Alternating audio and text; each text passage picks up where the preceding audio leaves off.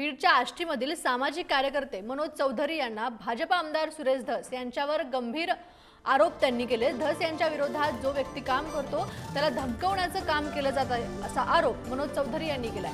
धस यांच्या 38 कार्यकर्त्यांवरती खटले सुरू आहेत, मात्र पोलीस धस यांना पाठीशी घालत आहेत असा आरोपही चौधरी यांनी केलाय।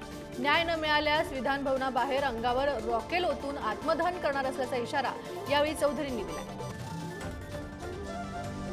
आष्टीच्या बाहेर जेवढी काय विषय असतील आष्टीच्या बाहेर जाऊनच द्यायचं नाही आणि पोलीस प्रशासनाने त्यांच्यावरती अजिबात कारवाई करायची नाही, याच्यासाठी मी आता नैराश्यात आहे सर्व गोष्टीमुळे। आणि ह्या सर्व आकांचा त्यांना सुरेश धसांना बॉस म्हणून संबोधलं जातं आणि त्या सर्व आकांचा बॉस हे सुरेश धस आहेत। मला जर न्याय मिळाला नाही तर येत्या 26 तारखेला मी विधान भवनासमोर रॉकेल ओतून घेऊन मी विधान भवनासमोर आत्मदहन करणार आहे।